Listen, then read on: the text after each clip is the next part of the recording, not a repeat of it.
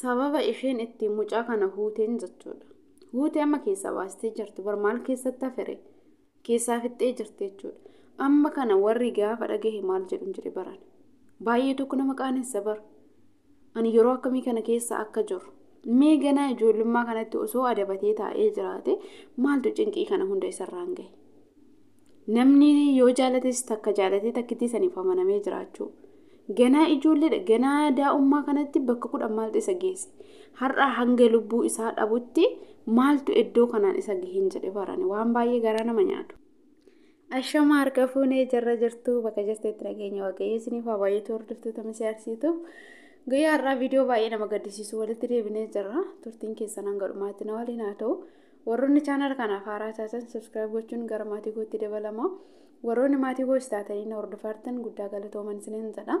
Egaa akkuma jalqaba irratti argitanidha. Dubartiin kuni jaalallee ishee akkasitti huutee lubbuu keessaa baastee oolte jechuudha.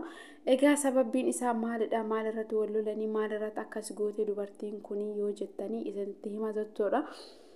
Egaa ijoolleen kuni jaalallee wal lamaan turan jechuudha. Baay'ee isheen isa jaalatti jechuudha. Inni garuu osoo ishee waliin jiru dubartii biroo waliin babarreessaa yookiin dubartii biroos jaalatee jira jechuudha. Mucaan kun akkuma argitanii ganaa ijoolleedha jechuudha. Daa'ima jechuudha. Daa'ummaa kanatti ishee waliin jiru kana dhiisee nama biroo waliin tajanajjana jechuudha. Nama biroo waliin. Kuni amma gaafa guddate ani hin beeku jechuudha. Ganaa ijoollummaa kanatti ganaa waxateedha. Bar ganaa caacutii kinoo reefu falafalamtu fakkaata ofiifuyyuu jechuudha. Ganaa daa'ima jechuudha kana jechuudha. Sa'aatii yeroo daa'ummaa kanatti ishee dhiisee dubartii waliin kan birootiin sin jaaladha jechuudha. Jedhaanii jechuudha. Onnee lama qaba. Namni onnee takkittii qaba. Akkamitti ishee tana waliinis sin jaaladha jedheeni jiraate, ishee san waliinis sin jaaladha jedheeni waliin jiraate. Namni yoo wal hin barbaadu ta'e hin jaalatu hin barbaadu yoo ta'e bara ishee tanas dhiisee dhugaa jirtu itti mee ishee tanarraa fagaate kan biroo waliin kan biroo irratti lammaffaa dabalatee waliin jiraachuudha malee dubartii tokko dubartiin lama dhiirri tokko yeroo tokkotti sin jaaladha jechuun baay'ee ulfaata jechuudha. Inni nama tokkodha. Booda garuu dubartoota kanaa inni kan jiraachuu danda'u dubartii takka waliinidha jechuudha. Kan fuudhuu danda'u akka jireenyatti kan fuudhee jiraachuu waliin danda'u kan borgaa'ila waliin gaggeeffatee jiraachuu danda'u dubartii takka jechuudha. Dubartii takka garuu yeroo ishee gubee kan isheetti taphatee ishee gatu ta'a jechuudha. Har'a dubartiin kun hudhuu mitiiti. Osoo waan beeteyyuu goote garaan hin nyaatu ani mucaan kun jechuudha. Maaliif gochi inni ishee irratti raawwate gocha salphaa miti waan ta'eef jechuudha. Jireenya nama namaa balleessaa jira. Ofii isaatii garuu jiraachaa jira jechuudha. Inni tam waliin akka jiraatu, eenyu akka irra caalaa jaalatu, eenyu waliin boru gaa'ila dhaabbatee akka jiraachuu danda'u inni ni beeka jechuudha.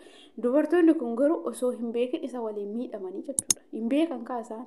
Isaan akkuma isaan isaaf amanamanii jiraatanitti isa qofa jaalatanitti beekan malee inni akka onneen isaa bakka 10 jirtu hin beekan waan ta'eef jechuudha.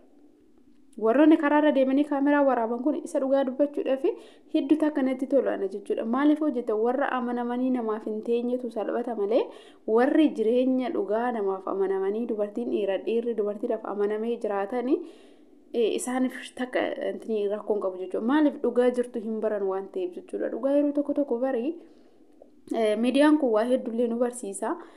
Waa hedduullee irraa barachaa jirra jechuudha. Akkasumallee mootu warroonni karaa kana keessa jiranillee hanga tokko gaafa viidiyoo kana arganii kanarraa of eegee jiraatullee jiraachuu danda'a waan ta'eef jechuudha. Karaa ittiin iccitiin nama sanii harkaa baatee namni sun salphatu hin beekamu waan ta'eef jechuudha.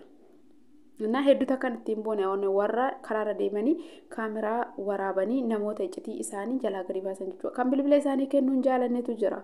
Namni akkamitti jaalallee isaa abbaa manaa isaa waliin jiraatu akkamitti bilbila isaa dhoffatan jedhe barane. Bilbila jechuun baroomaa jechuun miti. Erga namni sun amanamee fi nama saniif jiraata ta'e bilbila isaa sababbiin inni ittiin dhoksu hin kennu inni jedhuuf naaf hin galu jechuudha. Kuni isa waliin osoo hin jiru kan biroo waliin waan jiruuf tuufuyyuu bilbila san kennuu hin barbaadu jechuudha. Mucaan kun amma gana daa'ummaa kanatti dubartii 10 waliin tajanajjana jechuudha. Gaafa dubartiin kun dhugaa san bartu mucaa kana huutee qabde jechuudha. Namsee keessaa baastee wixxarfachiiste jechuudha. Maal keessatti hambistee keessaa baastee keessaa fixxeerti bara. Dubartii takkittiidha jechuudha. Kanaaf dubartiiwwan goota akkanaa kana nuuf haa baay'isu. Dubartiiwwan goota jagna kana nuuf haa jiraachisu jechuudha. malee dhiirri tokko si gatee deemuudhaaf hin boo'ine bakka dhiirroo deeme dhiiratu dhufa. Wanti si boochisuun hin turu jechuudha. Sirriidha. Yeroon isa waliin gubdee garaa si nyaata. Garuu namni sun kan har'a si dhiisee nama biroo irratti tajaajilanii dhugaa jiru bartee boru si'iif jireenya kee irratti si fayyada. Akkasumallee of eeggannoo gootee akka jireenya kee gara fuulduraa jiraattu jiraan nu gargaara malee nu hin miidhu jechuudha. Yeroodhaaf namatti dhagahamuu danda'a. Garuu yeroo aareen sun darbe sanitti immoo sirriidha jennee yeroon itti fudhannullee jiraachuus danda'a jechuudha. Maaliif namni jireenya keetiif hin tolle borus manatti si galcheeyyuu si fuudhus danda'a fuudhus dhabuu danda'a. Inni deebi'ee sirratti dubartii biroo tajaajila yoo ta'e akka barbaade ta'a yoo ta'e siifillee faayidaan qabu jireenya illee siif hin ta'u jechuudha. Har'a dubartiin kuni ani hedduun ittiin boone jechuudha. Hedduun ittiin boone maaliif mucaa kana huutee qabdee akkas gootee si boonsaa naan jechuu dandeessan. Garuu mootu akka hojii isaatitti ni tagabba'aa jechuudha. Inni jireenya namaati barkan balleessaa jiru jireenya lama jechuudha. Har'a isheen jireenya jaalallee kootii boru abbaa manaa kooti abbaa ijoollee kootii ta'e isa waliin yeroo ishee gubdii jechuudha. Boru mootu inni takka waliin jiraata ishee tana dhiisa yookiin tana dhiisa yookiin san dhiisa jechuudha. Isaaf rakkinnan qabu. Dubartoota kanaa yeroo isaanii irraa gubeetu. Kaameraa maanillee hin dhiyeessu jechuudha dubartii kana. Dubartii jeegnaa. Dhugaa dubartii akkanaa yeroo jalqabaaf argani jechuudha. Qabdee huutee dhoqqee keessatti isa sukkuumtee jechuudha mucaa kana. Innuyyuu caacuutiidha bara isaan lamaanuyyuu xixiqqoodha isheen illee ijoolleedha jechuudha gana waxxaatedha. Waxxaatummaa kanatti maaltu isaan hanqashaqashan jedhe baran. Ganaa hin guddanne mee hin guddatu osoo hin guddatin waan biraa ishee irratti waan biraa jechuudha. Kuni gaafa guddate hin beekan manumatti iyyuu hin galu jechuudha. Hin galu garuu manaatti iyyuu hin galu jechuudha. Baree jira kaa ijoollummaa kanarra. Har'a mucaan kun mucattii kana gateetillee yoo deeme jechuudha. Machee mamma booda ishee waliin jiraachuu mitiiti bakka mucayyoon kun gahichi hin ga'u jechuudha. Biyaansi dubartiin takka yoo dhiirri sun ishee irratti amaggatee waan hin taane ishee irratti hojjetee deeme akka dubartii biroo bira gaafa deeme seenaa sirratti raawwatee ati irratti raawwatte san yeroo hunda yaadatutti irratti raawwachuu qabdanii jechuudha. Amma dubartiin kun mucaa kana fuutee qabdee dhoqqee keessatti gadi sukkuumtee jechuudha. Nafsee keessaa baastee oolte jechuudha. Mucaan kun amma boru osoo dubartii biraa yoo jaalate macheem jaalachuun isaa hin oolu jaalallee isaatiin alatti jechuudha. Bakka dubartii biroo geesse hin gahuu mitiitii jechuudha. Dubartii biroo ofirraan zoor jedhee hin ilaalu jechuudha. Bilbila isaanii fuudhee dubbisuu tajaajiluu isaan wal arguu mitiitii ofirra garagalee dubartii biroo hin ilaalu jechuudha. Jaalallee isaatiin addatti jechuudha. Maaliif seenaan kun waan isarra deebi'u itti fakkaata. Kanaafiyyuu obboleewwan keenya dubartoota haaluma kanaan itti fufaan isiniin jedha. Maaliif hojjettanii biyaansi har'a sirratti taphatee jireenya kee balleessee yoo deeme jireenya obboleettii kee kan gara fuulduraa hin balleessu jechuudha. Hin balleessu ishee biroo. Maaliif of sodaachaa jiraata waan ta'eef akkas tanaan dura jaaladhee akkana na goote waan jedhee sodaatuuf keessa isaatti jechuudha. Qaama isaa hin miidhin. Akka inni yookiin harka isaa yookiin ija isaa waa isaa tokko hin miidhin jechuudha. Akka inni baratutti gadi qabdee tumuu qabda jechuudha. Akka dubartii kanaatti. Jireenya kaa kuni bara qoosaa miti.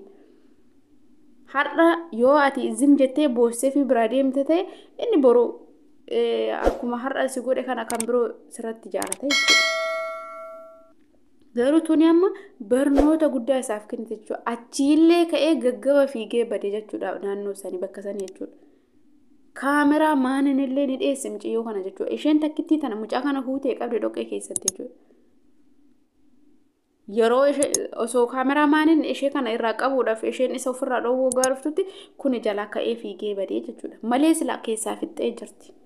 Dubartiin akkas gootee dhamtee sila maqaan dubartootatti illee ni nyaatamee ture jechuudha. Dubartoonni akkas hin jedhan jechuudha. Garuu karaa namsee isaatiin osoo hin taane waan isa barsiisu. Obboleettii ta'e gara fuulduraa akka hin miine gochuu qabda jechuudha. Malee gadi teessee jettee boof hin qabdu. Bakka kan har'a sirratti amaggate borus jireenya siif hin ta'u waan ta'eef jechuudha. Kan har'a siif hin amanamin borullee siif hin amanamu. Kana caalaa sirratti amaggata sirratti baalagaa waan ta'eef jechuudha. Kanaaf gadduu hin qabdani. Dubartoonni gadduu hin qabdan gaafa dhiironni isin gatanii deeman jechuudha. Hanga Waaqayyoon nama amanamaa nama jireenya keetiif sii ta'u nama siif yaadu nama ati yaadduuf nama siif akka ati amanamtuufitti inni siif amanamu hanga waaqayyoon siif kennutti warra har'a sirratti jinajjinee jireenya keesi balleessanii maal jedhan kanaafi nama san dhabee jettee boo'uu hin qabdu jechuudha isheen dubartoota. Dhiironni illee akkasumaadha. Kanaafi har'a mucaa kana rabbitu lubbuu isaa baasee dubartiin kun goota dhugaa bakka isheen jirtu osoon argee ani isheen badhaasaa jechuudha natti